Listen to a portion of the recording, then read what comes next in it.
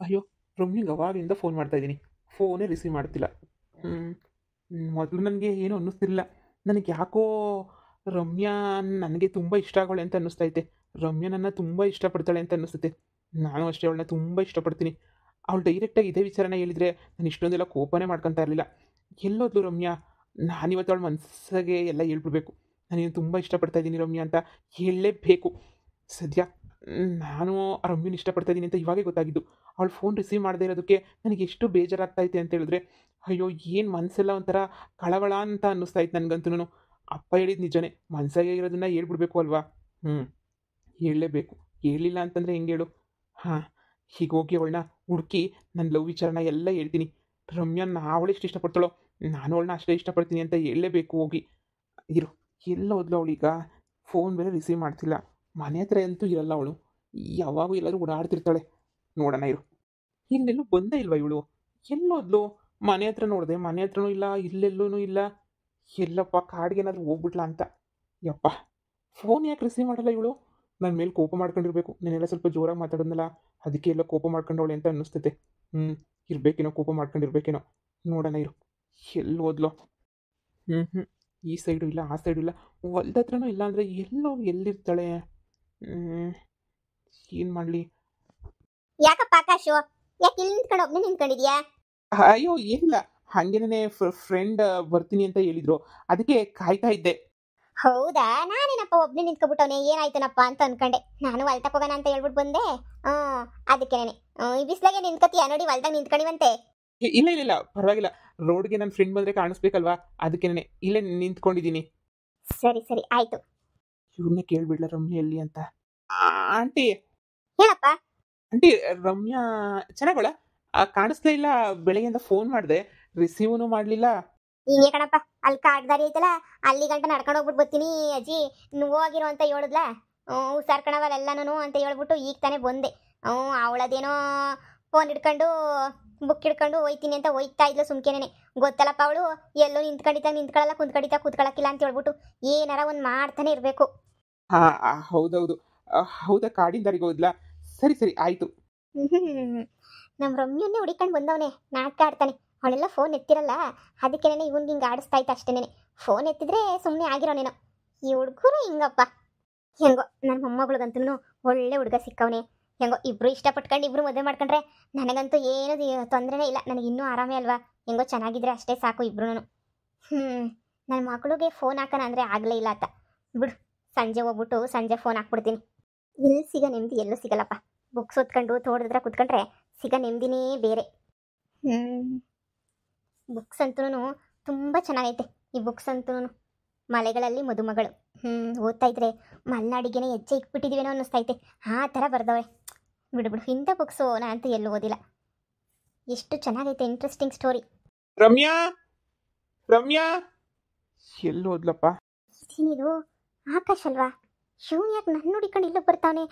ನೆನ್ನೆಲ್ಲ ಮದುವೆ ನಿಲ್ಲಿಸ್ದೆ ಅಂತ ಸರಿಯಾಗಿ ಹೋಗ್ತಿದ್ನಲ್ಲ ಅವನು, ಈಗ ಮತ್ತೆ ಹೊಡಿಯೋಕ್ಕೆ ಬರ್ತಾವನ ಏನು? ಅಯ್ಯೋ ದೇವ್ರೆ, ನೀನು ಐ ಲವ್ ಯು ಅದು ಇದು ಅಂತ ಹೇಳ್ಬಿಟ್ಟು ಏನೇನೋ ಬಿಲ್ಡಪ್ ಕೊಟ್ಬಿಟ್ಟು ಬಂದಿದ್ದೀನಿ. ಅವನು ಅದನ್ನೇ ಮನಸ್ಸಲ್ಲಿ ಇಟ್ಕೊಂಡವನೋ ಏನೋ, ಇರ್ಬೋದೇನೋ. ರಮ್ಯಾ, ಹಾ, ಇಲ್ಲಿದ್ದೀನಿ. ರಮ್ಯಾ ಇಲ್ಲಿದ್ಯಾ? ನಿಮ್ಮಜ್ಜಿ ಆ ಕಾಡ್ ದಾರಿಗೆ ಹೋದ್ಲು, ಈ ದಾರಿಗೆ ಹೋದ್ಲು ಅಂತ ಹೇಳ್ತಿತ್ತಾ? ಈ ಸೈಡ್ ಹುಡಿಕೊಂಡು ಬರೋಷ್ಟು ಸಾಕಾಗೋಯ್ತು ನಿನ್ನಂತೂ. ಅಷ್ಟು ಸಲ ಫೋನ್ ಮಾಡಿದ್ದೀನಿ, ಫೋನ್ ಸಹ ರಿಸೀವ್ ಮಾಡ್ತಿಲ್ಲ, ಏನೂ ಮಾಡ್ತಿಲ್ಲ. ಏನು ಮಾಡ್ತಾ ಇದೆಯಾ? ನಾನೇ ನಿನ್ನ ಫೋನ್ ರಿಸೀವ್ ಮಾಡಿಲ್ಲ ಅಂತ ಇವಾಗ ನೀನು ನನ್ನ ಫೋನ್ ರಿಸೀವ್ ಮಾಡ್ತಿಲ್ವೋ ಏನೋ? ನೋಡು, ಅದೆಲ್ಲ ಮನಸ್ಸಲ್ಲಿ ಇಟ್ಕೊಬೇಡ. ಅದು ಕೋಪ ಬಂದಾಗ ಅವಾಗ ಮಾಡೋದೆಲ್ಲ ಇದ್ದಿದ್ದೇನೆ ಅಲ್ವಾ? ನೀನು ಅಷ್ಟಕ್ಕೆಲ್ಲ ಬೇಜಾರು ಮಾಡ್ಕೊಂಡ್ರೆ ಹೆಂಗೆ ಹೇಳು? ಬೇಜಾರು ಮಾಡ್ಕೋಬೇಡ, ಸರಿನಾ? ಏನೋ ಬುಕ್ಸ್ ಓದ್ತಾ ಇದೆಯಾ? ಹಾಂ, ಸುಮ್ಮನೆ ಬೇಜಾರಾಗ್ತಾ ಇತ್ತು. ನೀನು ಬೇರೆ ನನ್ನ ಫ್ರೆಂಡ್ಶಿಪ್ನ ಕಟ್ ಮಾಡಿಬಿಟ್ಟಲ್ಲ.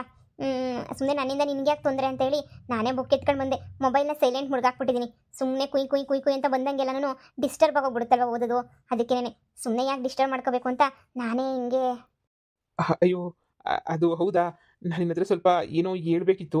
ನಿನ್ನೆ ನೀನೆಲ್ಲ ಹೇಳ್ಬಿಟ್ಟು ಹೊರಟೋಗ್ಬಿಟ್ಟಲ್ಲ. ಅದೇ, ಅದು ನಾನು ನಿನ್ನ ಇಷ್ಟಪಡ್ತಾ ಇದ್ದೀನಿ ಹಂಗೆ ಹಿಂಗೆ ಅಂತ ಹೇಳಿ. ಅದು ನಾನು ತುಂಬ ಯೋಚನೆ ಮಾಡಿ ನೋಡಿದೆ. ಅದು ಏನು ಅಂದರೆ, ನನಗೂ ನೀನಂದರೆ ತುಂಬ ಇಷ್ಟ. ನನಗೂ ಗೊತ್ತಿರಲಿಲ್ಲ ನಾನು ನಿನ್ನ ಇಷ್ಟೊಂದು ಇಷ್ಟಪಡ್ತೀನಿ ಅಂತ. ಆದರೆ ರಾತ್ರಿ ಎಲ್ಲ ನೆನಪಾದೆ. ನೈಟಿಂದ ನಿನಗೆ ಎಷ್ಟೊಂದು ಮೆಸೇಜ್ ಮಾಡಿದೆ, ಎಷ್ಟೊಂದು ಫೋನ್ ಕಾಲ್ಸ್ ಮಾಡಿದೆ, ಏನೇನೋ ಮಾಡಿದೆ. ನೀನು ರಿಸೀವ್ ಮಾಡಿಲ್ವಲ್ಲ, ಅವಾಗ ಮನ್ಸಿಗೆ ಏನೋ ಒಂಥರ ಕಳವಳ ಆಗ್ತಿತ್ತು. ಇದೇನಪ್ಪ ಇದು ಅಂತ ಅಂದ್ಕೊಂಡಾಗ ಅವಾಗ ಗೊತ್ತಾಯಿತು ನೀನೇ ಅಂತ ಹೇಳ್ಬಿಟ್ಟು. ನಿನ್ನನ್ನು ಮಾತಾಡ್ಸ್ದಾಗ ನನ್ನ ಕೈಲಿ ಇರೋಕ್ಕೆ ಆಗಲಿಲ್ಲ. ಅಂದರೆ ನಾನು ನಿನ್ನ ತುಂಬಾ ಇಷ್ಟಪಡ್ತೀನಿ ರಮ್ಯಾ. ನೀನು ಹೇಳೋ ತನಕ ನನಗೂ ನನ್ನ ಮನಸ್ಸಲ್ಲಿ ಏನೈತೆ ಅಂತ ನನಗೆ ಗೊತ್ತಿರಲಿಲ್ಲ. ನಿನಗೆಲ್ಲ ಹೇಳಿದ್ಮೇಲೆ ನನಗೂ ಮನ್ಸಿಗೆ ಅರ್ಥ ಆಗಿದ್ದು. ರಮ್ಯಾ, ನಾನು ನಿನ್ನ ತುಂಬ ತುಂಬ ತುಂಬ ತುಂಬ ಇಷ್ಟಪಡ್ತೀನಿ ನಾನು ನಿನ್ನ. ಏನು ಹೇಳ್ತಾ ಇದೀಯ ನೀನು? ನಿಜ ಹೇಳ್ತಾ ಇದೀಯ ನೀನು? ನಿಜನಾ? ನಾನು ಯಾಕೆ ಸುಳ್ಳು ಹೇಳಿ ನಿನ್ನ ಹತ್ರ? ನಾನು ನಿಜನೇ ಹೇಳ್ತಾ ಇದ್ದೀನಿ. ನಾನು ನಿನ್ನ ತುಂಬ ತುಂಬ ತುಂಬ ತುಂಬ ಇಷ್ಟಪಡ್ತಾ ಇದ್ದೀನಿ. I love you. I love you so much Ramya. ನಾನು ನಿನ್ನ ಇವತ್ತಲ್ಲ, ನಂದು ನಿಂದು ಮದುವೆ ಫಿಕ್ಸ್ ಆಯ್ತಲ್ಲ, ಆವತ್ತೇ ನಾನು ನಿನ್ನ ತುಂಬ ಇಷ್ಟಪಡ್ತಾ ಇದ್ದೆ ನಿನ್ನ.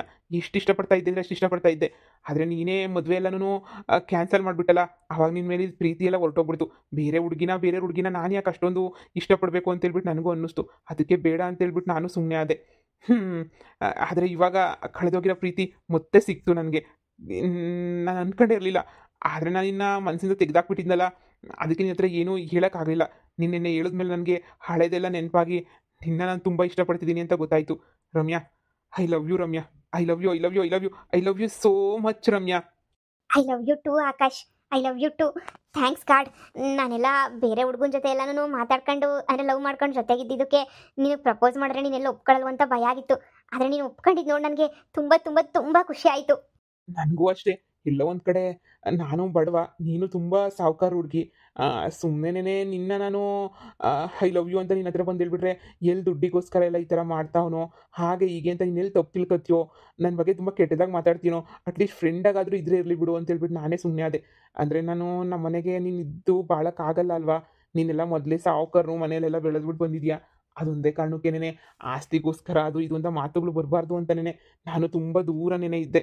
ನೋಡು, ಆಸ್ತಿ ಗಿಸ್ತಿ ಎಲ್ಲ ಬಿಟ್ಬಿಡು. ಆಸ್ತಿ ಇವತ್ತು ನಮ್ಮ ಹತ್ರ ಇರ್ತದೆ, ನಾಳೆ ಇನ್ನೊಬ್ರ ಹತ್ರ ಇರ್ತೈತೆ. ಇವತ್ತು ನಮ್ಮ ಅಪ್ಪ ಸಂಪಾದನೆ ಮಾಡಿರ್ಬೋದು, ನಾಳೆ ನೀನೇ ಸಂಪಾದನೆ ಮಾಡ್ತೀಯಾ. ಅದೆಲ್ಲ ನನಗೆ ಬೇಕಿಲ್ಲ. ಆದರೆ ನೀನು ನನ್ನ ಬಗ್ಗೆ ಎಷ್ಟು ಕೇರ್ ಮಾಡ್ತೀಯಾ, ಎಷ್ಟು ಲವ್ ಮಾಡ್ತೀಯಾ.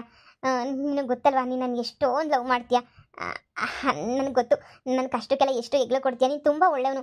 ನಾನು ನನ್ನ ಫ್ರೆಂಡ್ಸ್ನೆಲ್ಲ ತುಂಬ ಜನ ನೋಡಿದ್ದೀನಿ, ಎಲ್ಲರೂ ತುಂಬ ಬ್ಯಾಡ್. ಆದರೆ ನೀನು ಎಷ್ಟು ಒಳ್ಳೆಯವನು ಅಂತಂದರೆ, ನೀನು ಒಳ್ಳೆತನಕ್ಕೆ ನಾನು ಸೋತೋಗ್ಬಿಟ್ಟೆ. I love you.